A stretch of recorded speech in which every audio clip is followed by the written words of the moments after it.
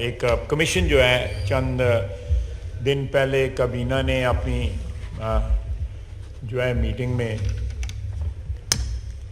ये परसों तरसों जो हुई है उसमें बनाया, जो बेसिकली मुख्तसरन बात करूँगा, जो ऑडियो लीक्स है उनके मुतल्लिक एक कमीशन, इंक्वायरी कमीशन बनाया गया, जिनमें सुप्रीम कोर्ट के सीनियर तरीन जो जज हैं, चीफ जस्टिस साहब के बाद, और 2 हाई कोर्ट्स के जज, एक इस्लामाबाद के और बलूचिस्तान के, उनके मेंबर बनाए गए। मैं कोई खुदा न खास्ता कोई ऐसी बात नहीं करना चाहता जिससे मुझे कोई मकसूद हो कि मैं कोई अदलिया के मतलब कोई बात कर रहा हूँ, लेकिन उसका कायम करना, हमने इस इरादे के साथ उस कमीशन को कायम किया है ताकि दूध का दूध पानी का पानी हो जाए। ये कंट्रोवर्सी जो चल रही है उसका जो एक कंक्लूजन हो जाए कि ये लोग जो किरदार आपको ऑडियो लीक्स में नज़र आते हैं, इनका कहाँ तक, एक तो ये बात है कि उनका जो किरदार जो है एस्टैब्लिश हो कि ये वही लोग हैं, और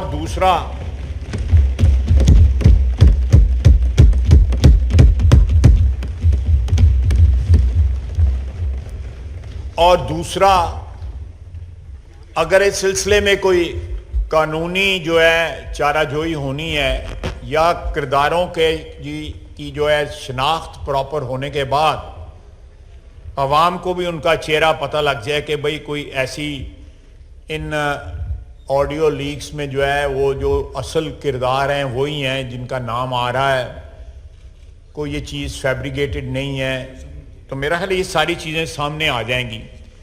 पीटीआई ने जो है उसको चैलेंज कर दिया है, उसकी कॉन्स्टिट्यूशन जो है उस कमीशन का। उनको ये 3 जजों पे एतराज़ है कि ये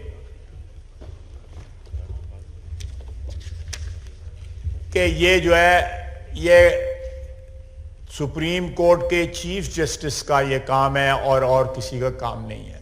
हमने एक नेक काम की इब्तिदा की है। हमने उस कमीशन में 3 जज जो हैं, जज ही रखे हैं, कोई यहां पे पार्लियामेंट का कोई रुकन जो है उसका मेंबर नहीं है, या उसमें कोई ऐसा शख्स नहीं रखा जिसके मुतालिक ये कहा जा सके कि भाई ये अदलिया का को जो किरदार जो है या अदलिया का जो तकद्दस जो है, अदलिया का जो वकार जो है उससे मुनाफी है।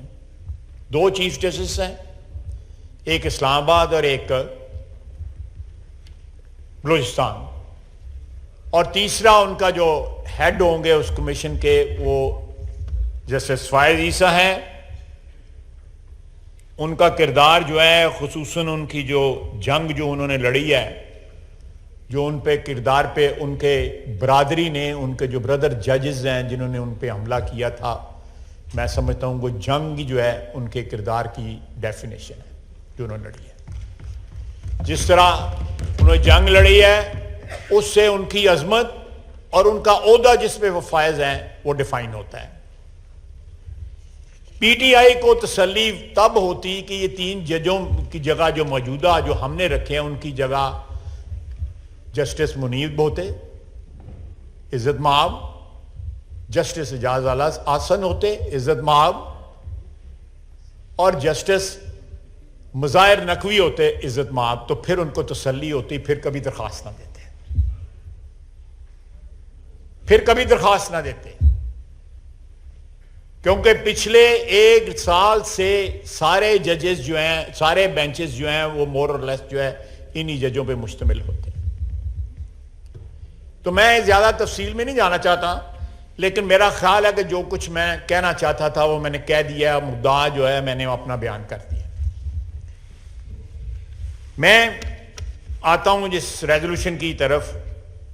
सर, मेरे ज़हन में या किसी पाकिस्तानी के ज़हन में कोई एम्बिग्विटी नहीं है, कोई जो है इसके मुतल्लिक शक और शुबा नहीं है कि 9 मई को जो हमला था मुख्तलिफ फ़ौजी तनसीबात पे, उनकी रिहाइशगाहों पे, एयर बेसिस पे, GHQ पे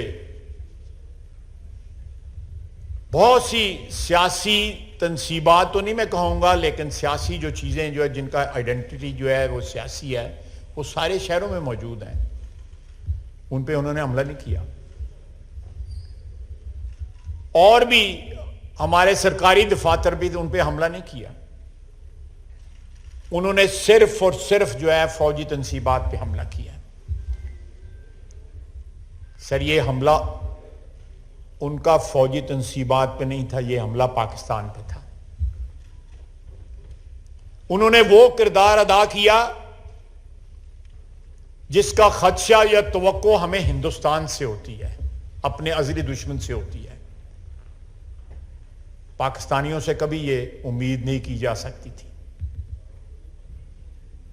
जिन लोगों ने इश्तियाल दिलवाया, अब वो हमारे पुराने सिपा सलारों के साथ जो है अपनी रिश्तेदारी गिनवा रही हैं। जिस वक्त अटैक करने के लिए लोगों को इश्तियाल दिलाया जा रहा था, उस वक्त उनको वो रिश्तेदारी याद नहीं थी।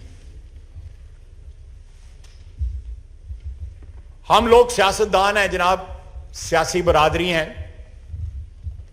फौज का अदारा ISP आज मौजूद है जो उनकी पोजीशन के मुतल्लिक़ जो है दिफा भी कर सकता है और एक्सप्लेन भी कर सकता है।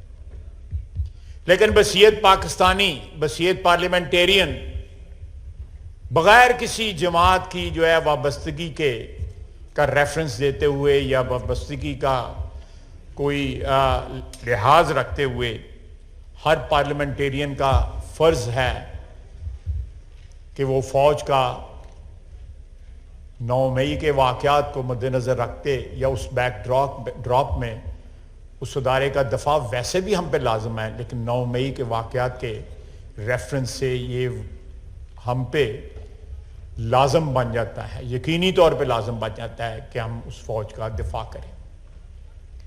मसलन हमारे एयर बेसिस के ऊपर हिंदुस्तान हमला करता रहा है। यह पहली दफा है कि मियांवाली एयर बेस के ऊपर पाकिस्तानियों ने, जो बज़ाहिर पाकिस्तानी है, उन्होंने हमला किया है। एक साबिक वजीर आजम के नाम लेवाओं ने हमला किया है। उसने इसका इश्तियाल दिलाया कि आप लोग जो है सिंगुलरली उन्होंने जो है आइडेंटिफाई किया फौजी तनसीबात को। यहां में पिंडी में वो जो शख्स कहता था कि मैं, ये राना सनाउल्लाह साहब बैठे हैं, जो कहता था कि मैं अल्लाह को जान देनी है, वो लोगों को इश्तियाल दिलाता रहा कि GHQ पे हमला करो। जान नहीं दी उसने। ये बेगुनाह राना सनाउल्लाह यहां बैठा हुआ है, बेगुनाही का एक पूरा सबूत है, लेकिन उसको गैरत नहीं आई।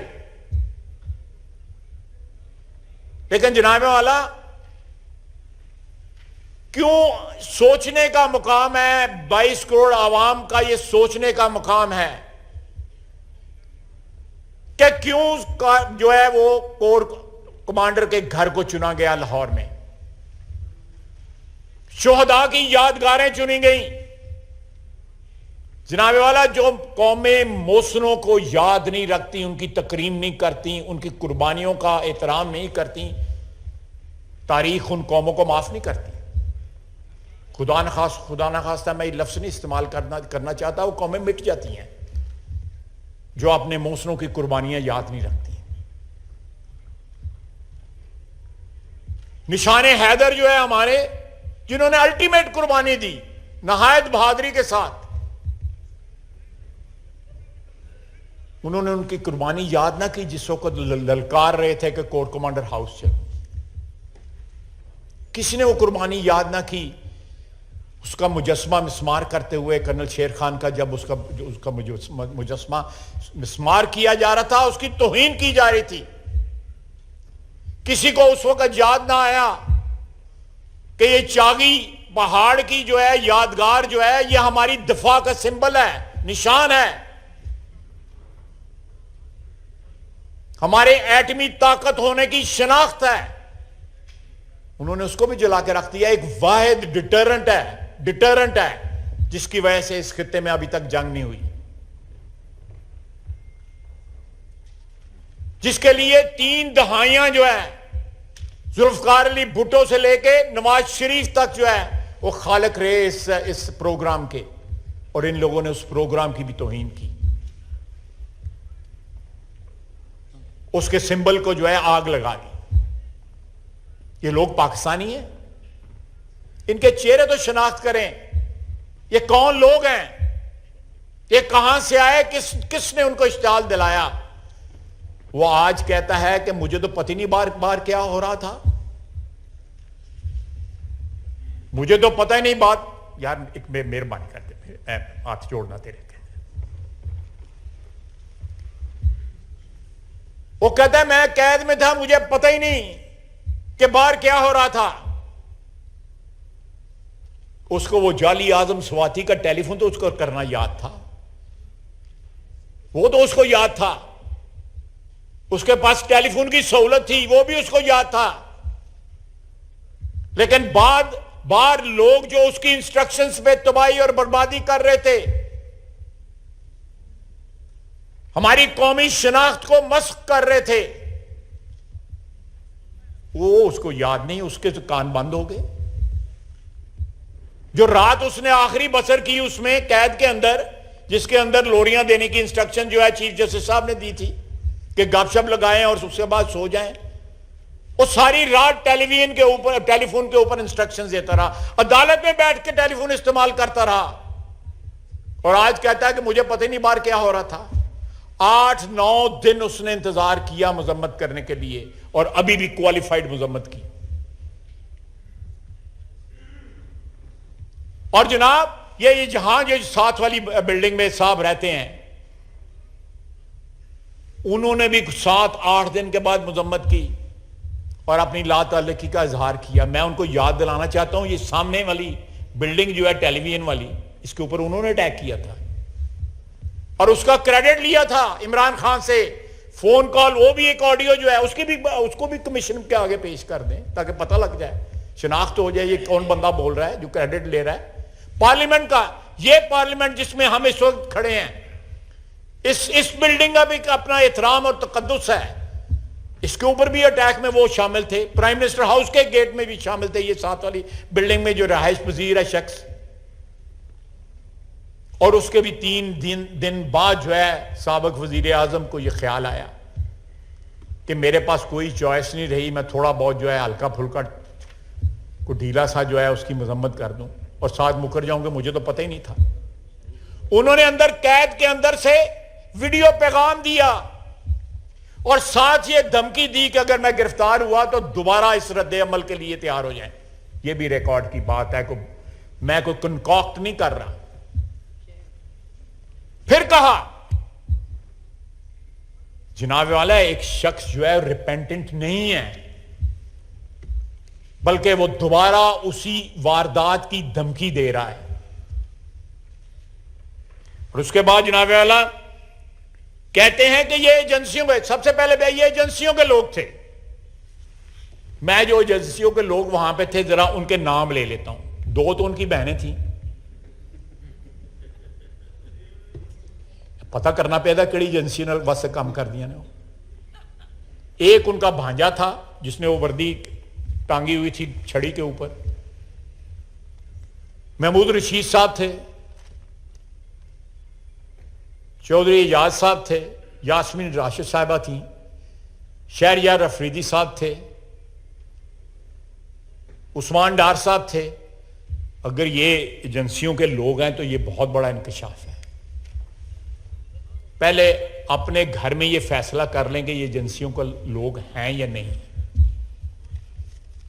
इन सब की जो है, मैं कोई फैब्रिकेशन नहीं कर रहा, इन सब की तस्वीरें मौजूद हैं, वीडियो मौजूद हैं, बातें करते हुए, पुकारते हुए, ललकारते हुए इनकी आवाजें जो है मौजूद हैं। ये सब कुछ इक्तदार की हवस में हुआ। एक इंसान जो है वो इक्तदार की हवस में कहां तक जा सकता है ये कभी सोचा भी नहीं जा सकता था। जनाब वाला इसी मुल्क के अंदर जुल्फकार अली भुट्टो जो है उसको फांसी दी गई। बहुत से लोग यहां पे जिनकी 70s की पैदाइश है या 60s की पैदाइश है, हो सकता है उनको इस चीज का इल्म ना हो मुझे और वजीर आजम साहब को पता होगा क्योंकि हमारी उम्र इतनी है। उन्होंने क्या किया? कोई रिएक्शन आया, कोई एंटी स्टेट रिएक्शन आया? पीपल्स पार्टी जो है एग्जिस्ट करती रही, सिस्टम के अंदर एग्जिस्ट करती रही, उसके फॉलोअर्स भी रहे, जुल्फकार अली भुट्टो के नाम लेवा रहे, उसकी कुर्बानी को याद रखने वाले रहे। उसके बाद बीबी की शहादत है। उस वाक़े के बाद जो है राइटली ये एक्सपेक्ट किया जा रहा था कि पाकिस्तान के तूलो अर्ज में जो है वो डिस्टर्बेंसेस होंगे, एक जज्बाती किस्म का रिएक्शन जरूर आएगा, लेकिन नहीं। पाकिस्तान की आइन की जो चारों उसके पैरामीटर्स हैं या जो उसके हदूद हैं, उसके अंदर रह के इलेक्शन लड़ा गया और पाकिस्तान खप्पे का ज़रदारी साहब ने नारा लगाया। क़यामत गुजर गई, लेकिन उसका रिएक्शन जो है रियासत के खिलाफ ना आया। इलेक्शन लड़ा उन्होंने, वज़ीर आज़म बने, आप वज़ीर आज़म बने, गिलानी साहब वज़ीर आज़म बने, 5 साल मुकम्मल किए, जमहूरी सफ़र जो है वो जारी रहा। मियां नवाज शरीफ की 3 दफा हुकूमत जो है बरतरफ की गई। बसीयत वज़ीर आज़म वो एक जाली JID के आगे पेश होता रहा, अदालतों में पेश तो होता रहा, जो अदालतें रिग्ड थी, इस पर्पस के लिए बनाई गई थी कि उसको सजा देनी है। उनके आगे 200 पेशियां उसने भुगती। उसने गिरफ्तारी से इनकार ना किया, उसने वारंट्स की तामील से इनकार ना किया, उसने हमारे अदालती निजाम के आगे, हमारे जो सो कॉल्ड उस वक्त इंसाफ का जो सिस्टम था, उसके आगे सर झुकाया कि ये स्टेट इंस्टीट्यूशन है, ये हमेशा हमेशा के लिए जो है दागदार हो जाएंगी, इनकी इज्जत जो है, एहतराम जो है तार तार हो जाएगा। मैं आपको पाकिस्तान की तारीख का हवाला दे रहा हूं इसलिए कि ताकि जो 9 मई के वाकयात हैं आप उनके साथ उसका मुआवजा कर सकें, पाकिस्तान के शहरी उसका मुआवजा कर सकें। इक़्तिदार मुस्लिम लीग के पास आता रहा, जाता रहा, पीपल्स पार्टी के पास आता रहा, जाता रहा, बेइंसाफियां होती रहीं, बर्दाश्त करते रहे, सियासी वर्कर थे हम, आज भी हैं और आज भी ये पार्टियां जिंदा हैं। हम गिरफ्तार हुए, असी तो नहीं गड्डी तो थले लाके दौड़ ला ली, अपने आप में खाम खा सा चढ़ा लिया।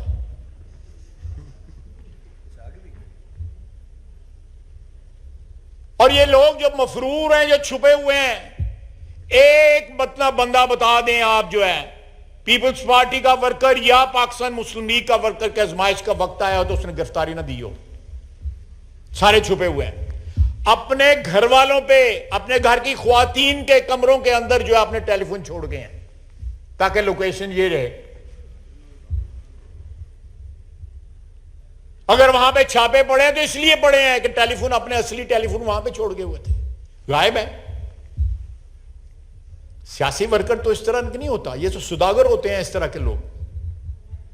उनका सियासत साथ से कोई सियासत की एक अपनी इज्जत होती है और अजमत होती है, और सियासी वर्कर जो है उसको प्रोटेक्ट करता है। हालात अच्छे हों बुरे हों वो उसको प्रोटेक्ट करता है, खुसूसन बुरे हालात में प्रोटेक्ट करता है। शहबाज शरीफ वापस आया मई 2004 में, उसको पता था मैंने गिरफ्तार होना है, फौजी हुकूमत है, लेकिन वो वतन वापसी का अटेम्प्ट किया, उसने एयरपोर्ट से वापस भेज दिया गया। फिर 2007 में नवाज शरीफ ने अटेम्प्ट किया कि उसको पता था मैंने गिरफ्तार होना है, लेकिन उसने अटेम्प्ट किया, उसको फिर वापस डिपोर्ट कर दिया गया सऊदी अरेबिया।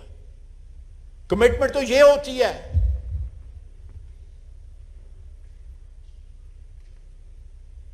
जनाबे वाला, एक कमिटमेंट ये नहीं होते कि दौड़ लगा जाओ और सारा घेरा डलवा लो, इस जमान पाक में कोई शख्स नहीं पर नहीं मार सकता,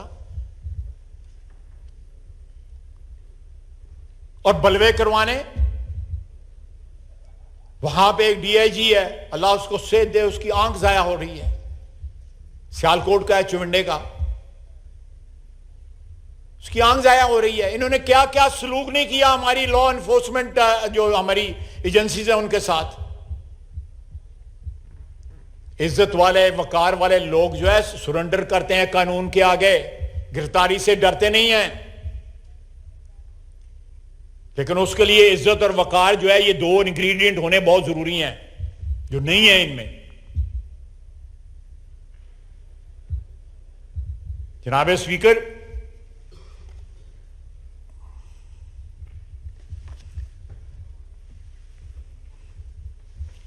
मेरे इस सारे कॉन्टेक्स्ट में जो पिछले एक साल से ये साथ वाली बिल्डिंग वाले कानून और कायदे और इस पार्लियामेंट के साथ जो कुछ कर रहे हैं, मेरी उनसे भी इस्तदा है कि 9 मई के वाकया जो है अपने सामने रखें। आपके वतन के साथ भी हुआ है, ये मेरा सिर्फ वतन नहीं है, सिर्फ स्पीकर साहब आपका नहीं है या शहबाज शरीफ का नहीं है, ये उनका भी वतन है। ये जो 15-16 हज़रात यहां पे बैठे हुए हैं, वो अपनी जाती ग्रोही लड़ाइयों में या अपनी जाती मफादात में ये बात भूल ना जाएं कि ये उनके वतन पे भी अटैक था। ये इंस्टॉलेशन जो है उनकी भी हैं, जितनी मेरी हैं उनकी भी हैं। ये फौजी तनसीबात का हिफाजत जो है कम अज कम उनका भी ये फर्ज बनता है। पाकिस्तान के दुश्मनों के हलीफ ना बने, पाकिस्तान के हलीफ बने। मेरी उनसे इस्तदा है कि जिस शख्स की वो हमायत कर रहे हैं,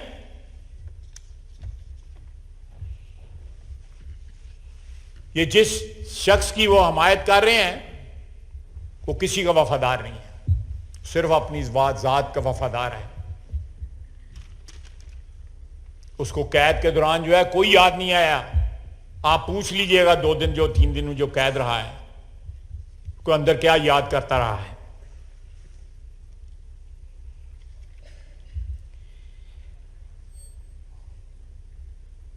और अब जब सारे हरबे नाकाम हो गए हैं, तो एब्सोल्युटली नॉट बैरूनी साजिश, वो साइफर, उससे जो है अब आउटर्न लिया है। जनाब तरले मिन्नतें करनी है तो किसी शख्स की करें, किसी रुतबे वाले की करें, जिसकी कोई औकात हो उसकी करें।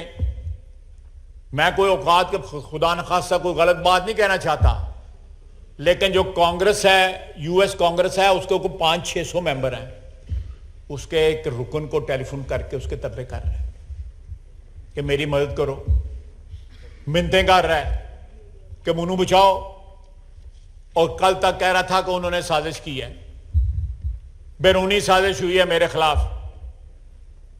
और डोनाल्ड लू भी तो अमेरिकन था, वो कौन सा लाहौर लोहार के रहने वाला था, वो भी तो अमेरिकन था।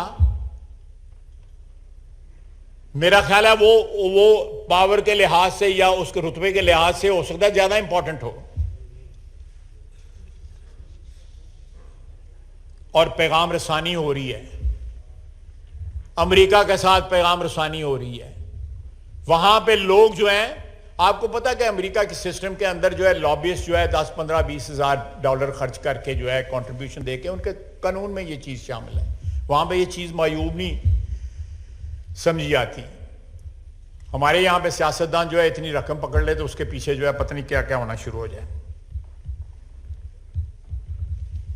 उनसे ये बातें करवा रहे हैं कि यहां पे जो है कोई स्पेशल कोर्ट्स बन रही हैं, यहां पे कोई स्पेशल कानून बन रहे हैं, नई लेजिस्लेशन हो रही है। जनाब वाला, आपकी वसातत से मैं ये बात करना चाहता हूं कि कोई नई लेजिस्लेशन नहीं हो रही, कोई नई लेजिस्लेशन नहीं हो रही। ये सिस्टम जो है, जिस तरह मैंने रेजोल्यूशन में पढ़ा है, anti terrorism act 1997, army act 1952, 1952 और पाकिस्तान पीनल कोड 1860 में ये चीजें जो है प्रोवाइडेड फॉर है। ये मुकदमात इन कानून के तहत चल जो ऑलरेडी हमारी स्टैट्यूट बुक्स में मौजूद हैं। और वो ये कोर्ट्स ऑलरेडी फंक्शन कर रही हैं। इन कोर्ट्स ने ऑलरेडी सजाएं सुनाती हैं, ये पिछले साल भी सुनाई। मेरे पास लिस्ट मौजूद है, 6 फांसियां हुई जिसमें 5 सिविलियन थे, 1 फौजी था। वही सिविलियन इन्वॉल्व होते हैं जो किसी फौजी मामले के अंदर जो है जिनका कोई ताल्लुक वास्ता जो है निकलता हो।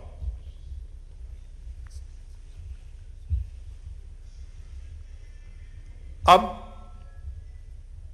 ये प्रोपेगेंडा करके कि मुझे इमरान खान कहता है कि मुझे ये विक्टिम बनाने के लिए, मेरी आवाज दबाने के लिए नई लेजिस्लेशन कर रहे हैं, नए स्पेशल कोर्ट्स बना रहे हैं। मैंने आज CNN पे उसका इंटरव्यू सुना। उसको जिस वक्त ये उनसे ये बात कर रहा था, मदद की अपील कर रहा था और अपने उसके मुतल्लिक मुल्क का रोना रो रहा था, बदनाम कर रहा था, उसको ये बात याद रखनी चाहिए कि पाकिस्तान ने अमेरिका के आगे अपने शहरी बेचे थे और अमेरिका ने खरीदे थे। क्या वो ट्रांजैक्शन जो थी लॉफुल थी? ना पाकिस्तान के लिए लॉफुल थी और ना अमेरिका के लिए लॉफुल थी। और जो रेंडिशन होती रही, जो लोग अगवा होके जो है ग्वांटानामो बे ले जाए गए, 20-20 साल 22-22 साल जो वहां पे कैद रहे, क्या वो लॉफुल थे? क्या वो अमेरिकन कॉन्स्टिट्यूशन इस बात की इजाजत देता था? अब हम जो है कराची में एक जजीरा जो है उसको जो है बाउंड्री के बाहर कर दें कि जी ये पाकिस्तान का लॉ इस पर लागू नहीं होता, गो ये मलकियत पाकिस्तान की है और वहां पे जो मर्जी जो है अंधेर मचाते रहें, तो कानूनी नहीं होगा।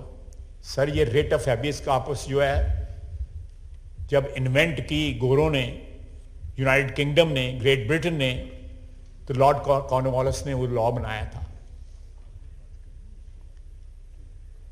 और वो लॉज में 2-3 जगह उन्होंने एग्जेम्प्ट कर दी थी कि यहां पे ये रिट जो है ये एप्लीकेबल नहीं होगी। The man lost his job, he was condemned by history. America का ये रिकॉर्ड जो है रेंडिशन का, और यहां से बंदे खरीद के, हमारा रिकॉर्ड तो गंदा है ही है, जिन्होंने बेचे। आज नहीं पाओ, किताब में इतराफ किया हुआ है जनरल मुशर्रफ ने। उनसे ये मदद मांग रहा है जिनका ये रिकॉर्ड है।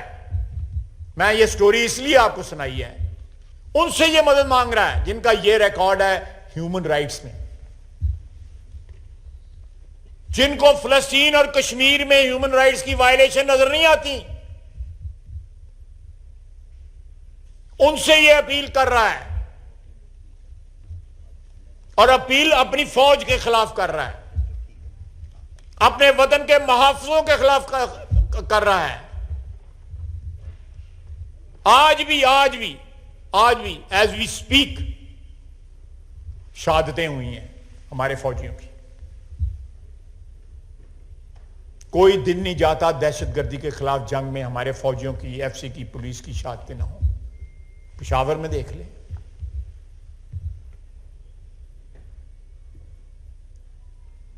कोई भी मुहिब्बे वतन शख्स जिसके साथ पाकिस्तान की वफादारी है, पाकिस्तान के साथ जिसका एक रिश्ता है, वो शोहदा के खिलाफ नहीं बोलेगा, उनकी तस्वीरों को डिफेस नहीं करेगा, उनकी यादगारों को मिसमार नहीं करेगा, उनकी यादगारों को आग नहीं लगाएगा, उनके दफातर को आग नहीं लगाएगा। ये एजेंडा भारत का है, हमारे अजली दुश्मन का है, किसी पाकिस्तानी का नहीं हो सकता। बहुत बहुत शुक्रिया जनाब स्पीकर।